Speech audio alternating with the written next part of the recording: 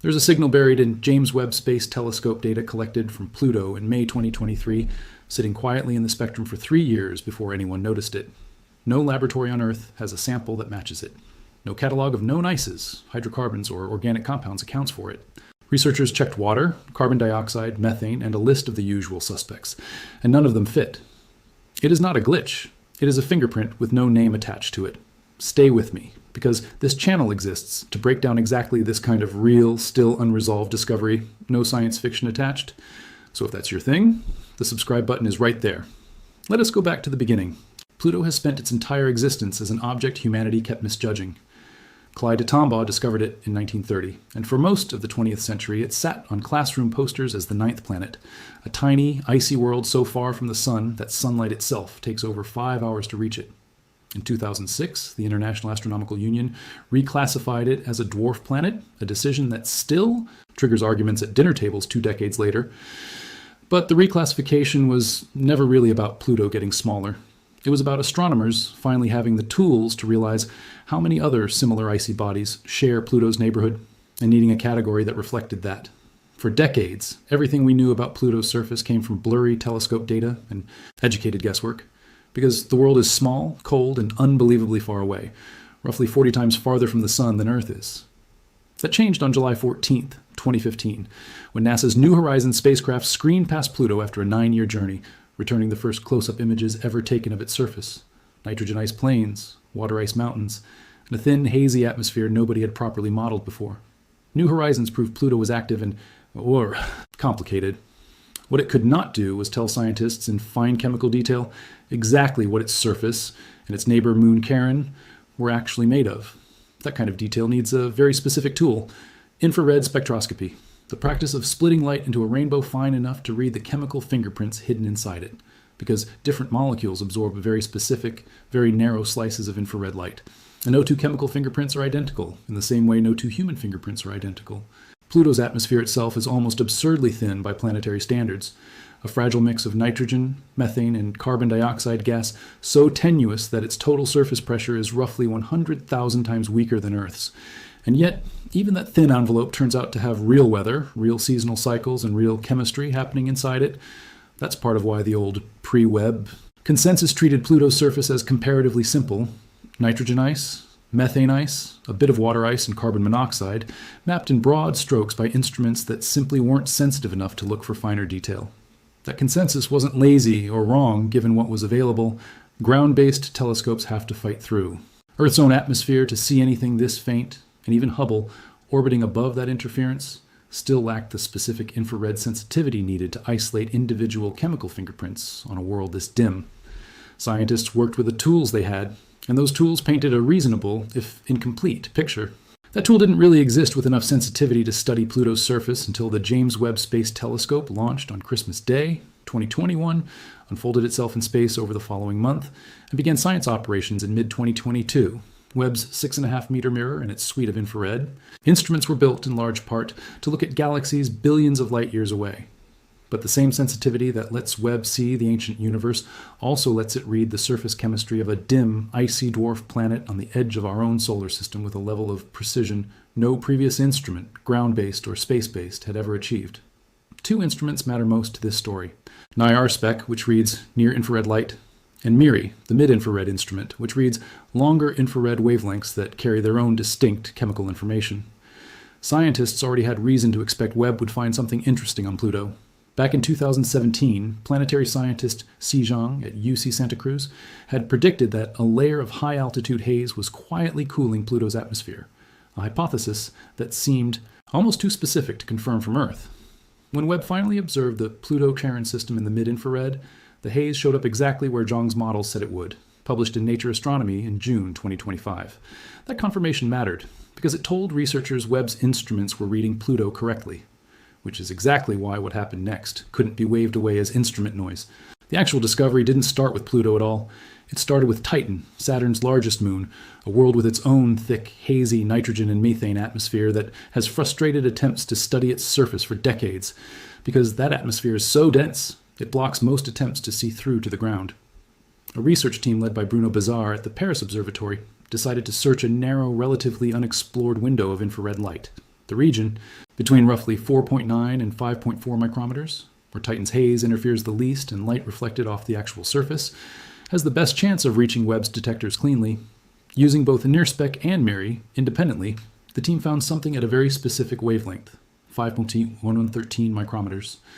At that exact point in the spectrum, 6 to 7% of the infrared light reflecting off Titan's surface simply disappears, absorbed by something. Read that again. 6 to 7% at one precise wavelength, showing up independently in two separate instruments, which rules out the boring explanation of a sensor artifact or a one-off calibration error. Translate that number to something you can picture. Imagine looking at a rainbow and finding that one paper-thin sliver of it, a slice so narrow it's measured in fractions of a micrometer, is missing almost 7% of its expected brightness, consistently on both the leading and trailing sides of the moon. That is not noise. That is a molecule somewhere on Titan's surface, absorbing light in a way nobody had ever documented before. Here's where it gets worse, in the best possible sense for the mystery. The team compared their finding against radiative transfer models, detailed physics simulations that account for every gas and haze particle known to exist in Titan's atmosphere. And the absorption simply wasn't supposed to be there. It didn't match any modeled component.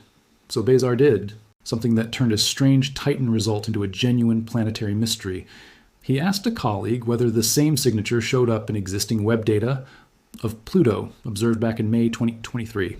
They looked, and it was there. Same wavelength, 5.113 micrometers, on a world separated from Titan by roughly 1 billion kilometers of empty space, with a completely different size, temperature, geology, and history. On Pluto, the absorption is 4 to 5% deep, slightly shallower than on Titan, but roughly 3 times wider, a difference the researchers say could be an important clue about the surface conditions responsible for producing it. This is not two worlds sharing a coincidence. This is two worlds with almost nothing in common except a thin nitrogen and methane sky, sharing a chemical fingerprint that matches no known substance in any laboratory spectrum ever cataloged. The researchers didn't stop at, "we don't recognize it." They spent real effort trying to break their own result, which is exactly what good science is supposed to do. They combed through published laboratory spectra of the compounds Titan and Pluto's. Atmospheric chemistry is known to produce hydrocarbons, nitriles, water ice, carbon dioxide ice, methane ice, and complex organic solids called tholins, the reddish-brown residue that forms when nitrogen and methane get bombarded with energy over billions of years. Acetylene ice came closest, with a weak absorption band near 5.099 micrometers. Tantalizingly close, but acetylene's other stronger absorption. Features don't line up with the rest of the Titan and Pluto spectra, which effectively rules it out as a clean answer. Nothing else came close enough to call it solved. As Bézard himself put it afterward, they have a few candidates, but it will not be a simple compound. Whatever it is, it will be a surprise. Here is where this stops being an abstract spectroscopy puzzle and starts being about something much bigger, where the raw ingredients for life actually come from. Titan and Pluto are both, in their own way, natural laboratories for the kind of chemistry that may have existed on the early Earth before oxygen ever built up in our atmosphere, back when nitrogen and simple hydrocarbons dominated the chemical landscape. Bézard has been explicit that there's no evidence this mystery compound is a biosignature. Nobody involved is claiming they found life or the building blocks of it waiting on a frozen moon. What they are looking at is almost 4 billion years of uninterrupted oxygen-free photochemistry cooking nitrogen and methane into increasingly complex organic material on two worlds that never stopped. Running that experiment, Earth ran a version of that same experiment once in its earliest billion years, before photosynthetic life pumped enough oxygen into the atmosphere to change the chemistry entirely, which means every unoxidized nitrogen-driven reaction still running today on Titan. And Pluto is, in a real sense, a working fossil of a chemical environment our own planet left behind long before anything we'd recognize as life ever crawled out of it. Understanding what that experiment actually produces, what molecule is dense enough, common enough, and stable enough to leave a fingerprint visible from a telescope parked 1 million miles from Earth, tells scientists something concrete about the raw chemical starting materials available on worlds like our own before biology ever got involved. This is not a story about finding aliens. It's a story about finding out what chemistry does, left alone for billions of years in the dark. None of this discovery would have happened at all if Webb's instruments hadn't survived a crisis that very nearly took MIRI, the exact instrument used to detect part of this signature, offline for good. On August 24, 2022, while engineers were preparing MIRI for a routine science observation, one of its internal mechanisms, a grading wheel responsible for selecting between short, medium, and longer infrared wavelengths in the instrument's medium resolution spectroscopy mode, began exhibiting what NASA's own engineers described, almost apologetically, as increased friction. Heidi Hamel, one of the mission's interdisciplinary scientists, used a blunter word for it in public comments at the time: sticky. For a telescope operating 1 million miles from Earth, in a location no astronaut has ever visited and no repair mission has ever been designed to reach, the word sticky carries an entirely different weight than it would in a factory on the ground. Webb is parked at a gravitationally stable point nearly 1 million miles from Earth, called the second Lagrange point, chosen specifically because it lets the telescope stay in constant cold shadow behind Earth and the Sun. But that same distance means it sits roughly 4 times farther away than the Moon, well beyond the reach of any crewed vehicle currently capable of reaching it. The Hubble Space Telescope, by comparison, orbited close enough to Earth that astronauts physically visited it 5 separate times to swap out failing hardware. Webb was built with no such option, by design, and every engineer on the project understood from the beginning that whatever broke once it reached its final position would have to be fixed with nothing but code, patience, and whatever redundancy had been built in years earlier on the ground. There is no service call. There is no spare part shipped overnight. Whatever was happening inside that wheel, engineers would have to diagnose and fix it using nothing but the telemetry Webb chose to send back, and commands sent forward with no guarantee the mechanism would respond the way any ground-based test predicted. NASA's team ran preliminary health checks immediately, but the deeper concern sat one level below the diagnosis. Nobody could yet be certain whether the friction was a minor, containable quirk or the first sign of a mechanism beginning to fail permanently, a possibility that would have permanently blinded 1/4 of MIRI's observing modes, the exact mode, as it happens, capable of the kind of fine spectral resolution this Titan and Pluto discovery would eventually depend on. On September 6, 2022, NASA convened a formal anomaly review board, the kind of assembled emergency panel of engineers and scientists that only gets called together when a spacecraft problem is serious enough to threaten part of the mission permanently. In the meantime, the team made the only responsible choice available. They paused all scheduling of observations that required the affected mode, accepting a real scientific cost in the short term rather than risk making the mechanical problem worse by continuing to operate a wheel that was already behaving strangely. For weeks, MIRI's medium resolution spectroscopy mode simply sat unused, a known gap in one of humanity's most expensive scientific instruments, while engineers worked through possible causes: thermal effects, lubricant behavior in the extreme cold of deep space, subtle mechanical wear nobody could inspect directly. On November 2, 2022, the team ran a critical engineering test of a proposed operating workaround, adjusting exactly how and when the wheel was commanded to move, and the test matched their predictions closely enough that they scheduled a full return to science operations within days. By the middle of that November, MIRI's medium-resolution spectroscopy mode was back online, restored not by physically fixing the mechanism, but by learning, carefully and patiently, how to work around a problem nobody could reach to repair. Without that recovery, the precise instrument mode, capable of detecting a 6 to 7% dip at 5.113 micrometers on Titan, might never have gathered clean data at all. The mystery this entire story is built on could have simply gone undetected, permanently. Inside a telescope, engineers chose not to risk pushing any further. Here's what is happening right now, in 2026. The paper describing this discovery, led by Bézard, co-authored with Emmanuel Lelouch and 16 other researchers, including Jonathan Lunine at NASA's Jet Propulsion Laboratory and specialists from Cornell and the University of Bristol, was submitted to the journal Astronomy and Astrophysics and accepted for publication this year, with a preprint posted publicly in June and formal publication following in July. Since then, the team hasn't stopped digging. Bézard is now collaborating directly with Lunine's group at JPL to map exactly where on Titan's surface the mysterious signal is strongest, checking whether it clusters near specific geological features, Titan's vast wind-sculpted dune fields, its lake basins, its impact craters, because a spatial pattern like that could narrow down whether the compound forms through one specific process or several. In parallel, laboratory teams on Earth are now attempting the tedious, unglamorous work of recreating the conditions on Titan and Pluto in miniature, freezing candidate chemicals down to temperatures near 90 Kelvin, mixing them in different ratios, irradiating them the way solar ultraviolet light would over geological timescales, and checking whether any resulting mixture reproduces Webb's exact 5.113 micrometer fingerprint. So far, none has. The team has also checked whether the same absorption shows up on Ganymede, Jupiter's largest moon, a world with no nitrogen-methane atmospheric chemistry at all, and the signature was absent there too, a result that, if it holds, would tie this mystery compound specifically to worlds built around that particular chemical recipe. There is one especially compelling lead worth naming directly. Among the hydrocarbon candidates the team examined, allenes, a specific structural family of organic molecules, stand out as nearly the only compounds known to produce strong absorption bands anywhere close to this exact part of the infrared spectrum. Bizarre himself has floated allenes as a serious possibility, while cautioning that a full match hasn't been confirmed. What most people are not seeing in the headlines about this discovery is how deliberately the team tried to kill their own result before publishing it, running it against extensive spectral libraries, testing it in 2 separate instruments, checking a control world with different chemistry, and it survived every single test. That's not the same as an answer, but it is very far from an accident. The clearest date on the horizon for a possible resolution to this mystery isn't a telescope observation. It's a spacecraft that hasn't left Earth yet. NASA's Dragonfly mission, a nuclear-powered, car-sized rotorcraft, is scheduled to launch no earlier than July 2028, on a roughly 6-year cruise towards Saturn's largest moon, with arrival at Titan's surface projected for late 2034.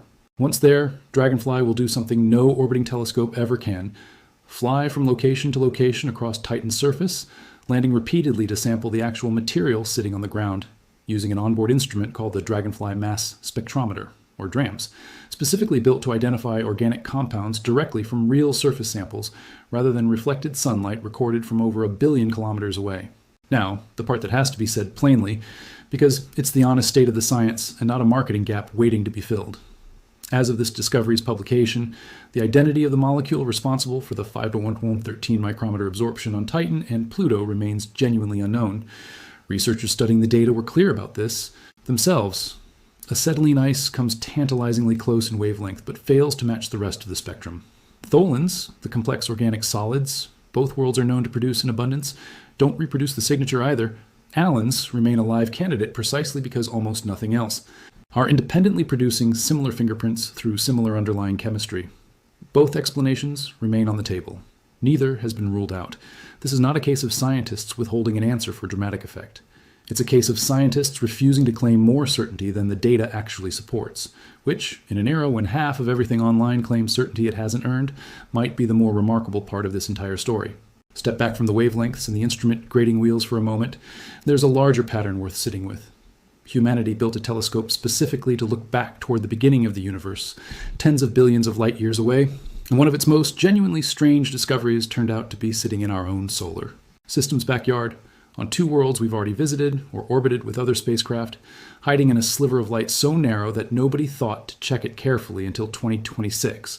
What most people are not seeing when they picture scientific discovery is that it rarely looks like a single dramatic reveal. It looks like a team choosing to examine one obscure, undersampled slice of the infrared spectrum because it happened to be the part least contaminated by haze.